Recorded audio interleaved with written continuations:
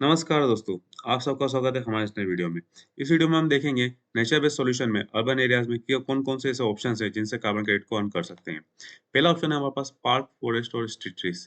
अगर हम park, forest या स्ट्रीट ट्रीज को हम रिस्टोर करते हैं और उनको मेंटेन करते हैं, तो ये एक बहुत ही इंपॉर्टेंट हमारा सोर्स हो जाता है कार्बन एमिशन को कम करने का, जिससे कि हम कार्बन क्रेडिट अर्न कर सकते हैं।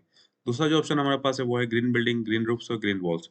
बेसिकली ग्रीन ग्रीन रूफ या जो ग्रीन वॉल्स होते हैं, इनको लिविंग वॉल्स या फिर वर्टिकल गार्डन्स भी बोला जाता है।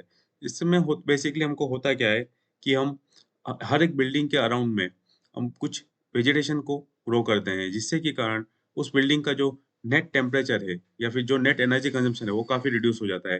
क्योंकि डायरेक्टली जो सनलाइट है, वो वॉल पे ना पड़ के उस ग्रीन वेजिटेशन पे आती है, जिससे कि उस वहाँ की जो रहने वाले लोग हैं, उनको ज़्यादा गर्मी फ़ील नहीं होती, जिसके कारण उनका एनर्जी कंज़म्पशन कम हो जाता है।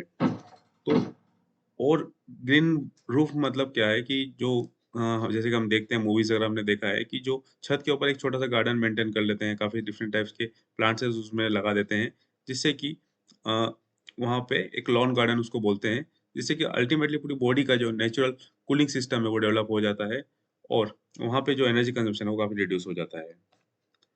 तीसरा जो हमारा ऑप्शन है वो है वाटर मैनेजमेंट। उसमें उसके अंदर है बायोस्वेल और डिटेंशन पॉन्ड।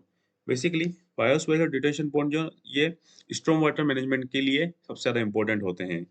जो हमारा स्ट्रॉम वाटर होता है या जो लैंडस्केप वाटर होता है, उसमें उसकी क्वालिटी और क्वांटिटी को मेंटेन करने के लिए हम बायोस्वेल और डिटेंशन पॉन्ड का फॉर्मेशन करते हैं।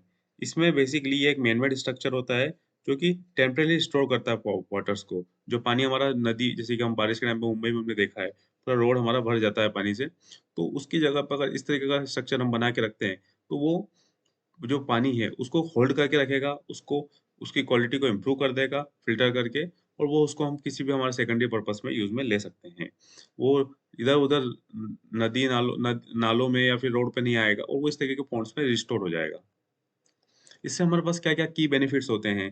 जैसे हम जानते हैं कि कूलिंग एयर टेम्परेचर जो हमारा जो सिटी का टेम्परेचर है, मीन टेम्परेचर हमारा कम हो जाएगा क्योंकि अगर हमने इस तरह का स्ट्रक्चर फॉर्म कर दिया है पानी को हमने मैनेज कर लिया है, हमने ग्रीन बिल्डिंग्स को इंट्रोड्यूस कर दिया है, पार्क और फॉरेस्ट को रिस्टोर कर दिया है, तो अल्टीमेटली उस सिटी का एवरेज टेम्परेचर कम हो जाएगा, उससे एनर्जी एफिशिएंसी उसका इम्प्रूव हो जाएगा। जैसे कि हमने बात किया अभी अगर पानी को हमने सही से मैनेज कर लिया, तो हमारा यहाँ-वहाँ चोकिंग नहीं होगा और जो पानी जहाँ जिस पाथ पे उसको फ्लो होना है, वो बेटर रेगुलेट होता रहेगा और उसी पाथ पे फ्लो होगा।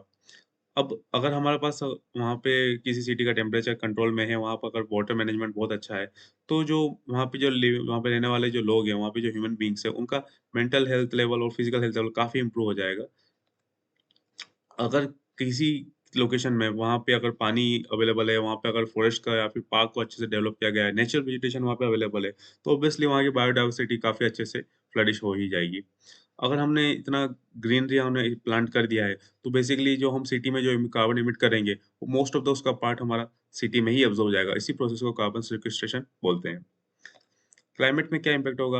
ऑब्वियसली अगर किसी भी सिटीज़ का हम जैसे देखते हैं कि जो रिवर साइड सिटीज़ होते हैं, अगर वहाँ पे वाटर मैनेजमेंट सही से नहीं होता है, प्रॉपर नहीं होता है, तो वहाँ पे फ्लड्स काफ़ी आते हैं, जैसे हम बिहार में काफ़ी देखते हैं। तो अगर ये सब प्रोसेस हम अगर अच्छे से एस्टेब्लिश करते हैं, वहाँ पार्क और फॉरेस्ट को अच्छे से रिस्टोर करते हैं, तो वो वहाँ की सॉइल को अच्छे से होल्ड करके रखते हैं और जो इस तरीके की फ्लड्स वाली जो सिचुएशन है, उसको अवॉइड करते हैं। अब अगर हमने वही हीट स्ट्रेस इससे हीट स्ट्रेस भी कम कम हो जाएगा क्योंकि नेचुरल मीन टेम्परेचर काफ़ी उस सिटी का रिड्यूस हो चुका है। तो ये था नेचर बेस्ड सॉल्यूशन में अर्बन एरियाज़ में कौन-कौन से ऑप्शंस हैं जिनको जिनको प्लांट करके हम कार्बन क्रेडिट को अर्न कर सकते हैं।